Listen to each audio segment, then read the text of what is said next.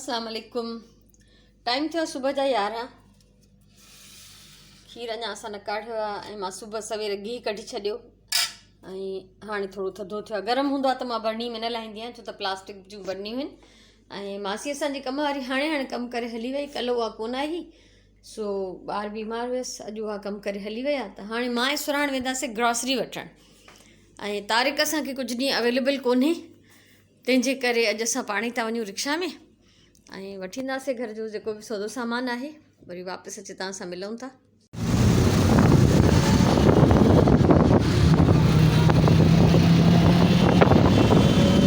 सामान वठी छॾियोसीं ऐं हाणे वापसी जो सफ़र शुरू आहे।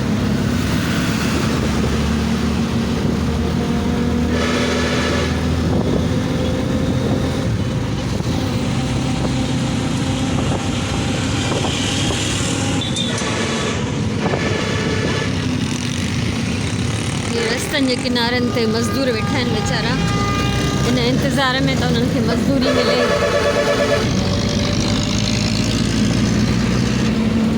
अलाह साईं इन्हनि सभिनी जे रिस्क में बरकत ॾिए।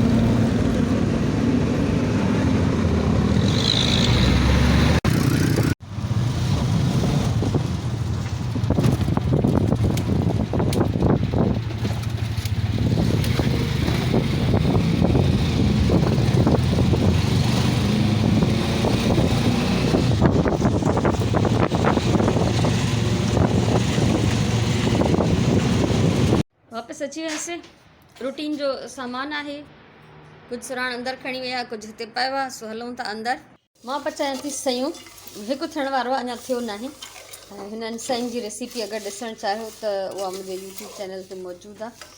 असल में असां वठी आयासीं बेकरीअ तां कुझु शयूं पंहिंजे लाइ, सो पेटीज़ ऐं रोल वग़ैरह ऐं प्लस फ्रूट बि घर में हुयो त मूंखे नथो लॻे त हाणे असां लंच में कुझु पचाईंदासीं। ऐं इहे सयूं मां इन लाइ थी पचायां छो त इहे लास्ट मंथ मां सौदे में वठी आई हुयमि त अञा ताईं पचियूं न आहिनि, त मूंखे बसि इहो पियो थिए त ख़राबु न थी वञनि, तंहिंखां पचाए थी छॾियां। असांजी मासी बि आहे कम वारी, नंढड़ा ॿार अथसि, उनखे बि ॾींदमि, थोरियूं घणियूं असां पाण घर में बि खाईंदासीं। त लंच जो फ़िलहालु कोई मूंखे प्लान नज़र नथो अचे। सौदो वठी आयासीं त उन में मास्क जो दॿो बि हाणे शामिलु थी वियो आहे असांजी ग्रॉसरी में, ऐं प्लस तारीख़ वठी रखंदो आहे पंहिंजो हिकिड़ो गाॾीअ में, त जीअं जेको घर मां निकिरंदो आहे त उहो घर मां पाए निकिरंदो आहे, जे विसरी वियो त उहो गाॾीअ में पियो हूंदो आहे। त इहो सिलसिलो असांजो हलंदो थो रहे। सयूं पचाए वठंदमि, हुनखां पोइ नमाज़ पढ़ंदमि। अॻियां ख़बर न आहे छा छा थींदो, उहो तव्हां सां ज़रूरु शेयर थींदो। गिहु बि मां कढी बरणी में विझी छॾियो, सो हाणे इहो सिलसिलो हले थो पियो। 2:30 थिया आहिनि, नमाज़ पढ़ी वरिती आहे ऐं हाणे मां कुझु कपिड़ा मूंखे धोइणा आहिनि, सो हलूं था असां पंहिंजे वॉशिंग एरिया में। कपिड़ा घणा न आहिनि, थोरा आहिनि, पर कपिड़ा धोइणा त धोइणा ई आहिनि। हिकु दफ़ो जॾहिं वॉशिंग मशीन कढो न त उनखां पोइ जेको आहे कोई फ़र्क़ु न पवंदो आहे, त घणा आहिनि या थोरा आहिनि। सो बहरहाल हिकु ॿ चकर जेके बि थींदा उहे मां हाणे धोआं थी। कपिड़ा धोई वरिता, घणा न हुया, बसि इहो ई हिकिड़ो स्टैंड आहे ऐं कुझु किचन जा टॉल वग़ैरह उहे उते ई वॉशिंग एरिया में सुकणा विधा आहिनि। सो उस आहे अञा त, पर मां विहा कोन थी छो त मां इलाही थकिजी पई आहियां ऐं मां वञी कंदमि रेस्ट। सो उहो मुंहिंजो रेस्ट जो टाइम आहे ऐं पोइ 3 जी अज़ान ताईं रेस्ट हूंदो। उनखां पोइ ॾिसंदासीं नमाज़ पढ़ी त अॻियां छा थो थिए। लंच कोन ठाहियोसीं ऐं सयूं बि ईअं ई पियूं आहिनि, यकीन हिन जो वॾो हिसो जेको आहे सुभाणे ॾेई छॾींदासीं सुबुह जो मानीअ सां गॾु मासीअ खे। बाक़ी सभु ठीकु आहे, सो हलूं था हाणे आरामु करण जे लाइ। 5:30 थिया आहिनि ऐं 3 जी नमाज़ पढ़ी वरिती आहे।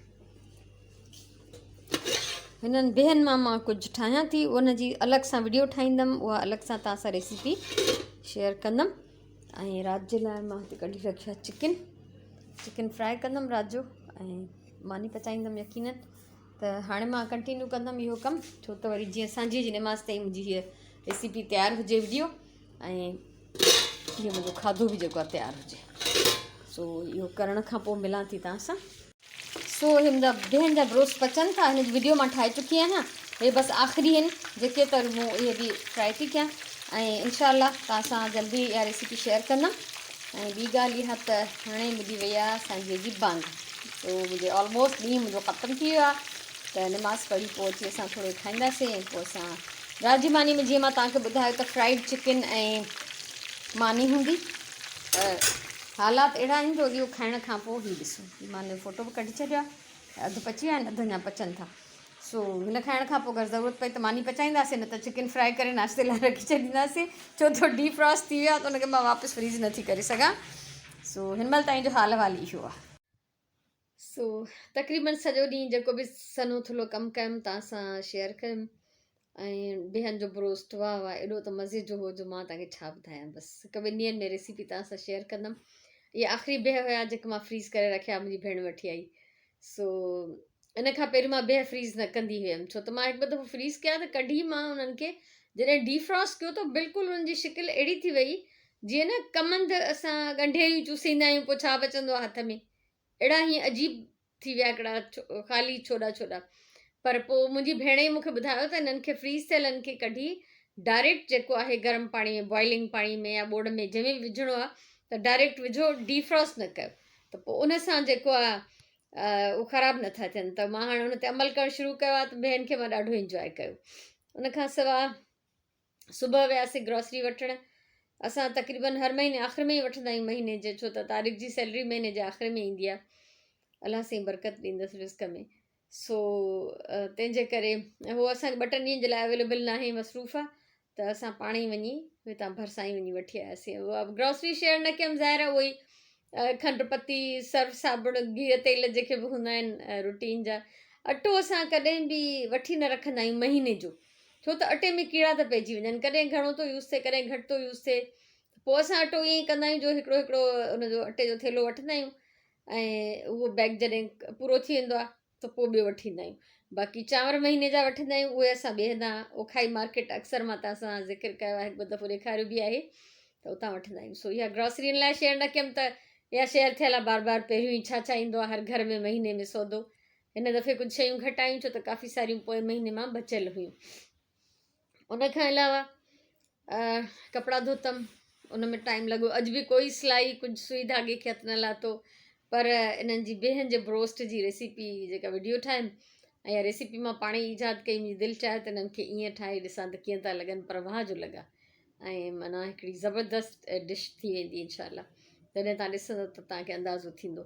उन खां सवाइ अॼु जी चङी ॻाल्हि किथे मां पढ़ियो त घणो न सोचींदा कयो, घणे सोचण सां इंसानु जेको हूंदो आहे वधीक बीमार ऐं परेशान रहंदो आहे। इहो अहिड़े क़िस्म जी ॻाल्हि मां तव्हां सां बार बार शेयर कई आहे। उन में अॻियां लिखियलु हो त या त मज़बूत थियो या मसरूफ़ थियो। इहा ॻाल्हि मूंखे ॾाढी वणी। तव्हां या त एतिरा स्ट्रॉन्ग थियो, एतिरा मज़बूत थियो जो उहे परेशानियूं, उहे फ़िक्र, टेंशन, जेको बि तव्हांखे मसइलो आहे उहो तव्हांखे मसइलो परेशान न करे सघे, एतिरा मज़बूत थियो, या पोइ मसरूफ़ थियो। जेकॾहिं तव्हां मसरूफ़ थी वियो त तव्हांजो ज़हन ख़ाली न रहंदो ऐं तव्हांखे जेको आहे उहे जेके बि ॻाल्हियूं तव्हांजे ज़हन में अचनि थियूं उहे परेशान न कंदियूं। इहा इलाही दफ़ा मां इहो दुहिराईंदी रहंदी आहियां ऐं सभिनी खे ख़बर बि आहे त ख़ाली दिमाग़ शैतान जो घरु हूंदो आहे। अगरि तव्हां वांदा हो त पोइ इहे ई शयूं, इहे ई ॻाल्हियूं, इहे ई परेशानियूं तव्हांजे चौधारी मौजूदु हूंदियूं ऐं तव्हांखे वधीक बीमार ऐं डिप्रेस कंदियूं। त इन करे ज़रूरी आहे या त मज़बूत थियो, जेकॾहिं उहो नथा थी सघो त मसरूफ़ थियो। मसरूफ़ त थी थो सघिजे न, ऐं बार बार इन्हनि ते असां ॻाल्हायो आहे। कंहिं सुठी एक्टिविटी में जेको आहे बिज़ी रहो, कंहिं सुठे मशग़ले में, कंहिं सुठे हुनर में, सुठे कम में, बाग़बानी कयो, किताब पढ़ो, इबादत कयो ऐं क्राफ्टिंग कयो, रिसाइक्लिंग कयो, कुकिंग जो जंहिंखे शौक़ु आहे उहो करे सघे थो। इलाही सारी ॻाल्हियूं आहिनि जिन में तव्हां पाण खे मसरूफ़ रखी सघो था। सो ॾाढी इहा मूंखे ॻाल्हि वणी त मूं सोचियो, जंहिंमहिल मूं पढ़ियो हो त मूं सोचियो त इहो मां तव्हां सां ज़रूरु शेयर कंदमि। त परेशान न थींदा कयो, परेशानियूं घणो सोचींदा न कयो, सोचूं इंसान खे बीमार कंदियूं आहिनि। त या त मज़बूत थियो या मसरूफ़ थियो, त इन्हनि सोचनि मां तव्हांजी जान छुटंदी। मूंखे ॾाढी ज़बरदस्ती इहा ॻाल्हि लॻी। सो इहो सॼो ॾींहुं जेको हुयो मूं तव्हां सां गुज़ारियो, तव्हां सां शेयर कयो ऐं ज़िंदगी रही त सुभाणे वारे व्लॉग में वरी मिलंदासीं। अॼु जो ही जेको बि कुझु हुयो तव्हां सां शेयर कयो अथमि। सो मूंखे उमेदु आहे तव्हांखे पसंदि ईंदो, मोट ज़रूरु ॾींदव ऐं कुझु न कुझु मां रोज़ानो नओं कंदी रहंदी आहियां। जीअं कहिड़ी क्राफ्ट ठाहियमि, क्राफ्ट न ठाहियमि त का नई वीडियो ठाहियमि, त उहे वीडियोज़ ठहंदियूं थियूं रहनि। इनशा तव्हां सां आस्ते आस्ते शेयर थींदियूं रहंदियूं। सो मुंहिंजे तरफ़ां इलाही सारो प्यार, ख़ुशि हुजो, आबाद हुजो, सलामत हुजो। इंशाल्लाह ज़िंदगी रही त वरी सुभाणे वारे व्लॉग में मिलंदासीं। तेसिताईं इजाज़त ॾियो। अल्लाह भाई।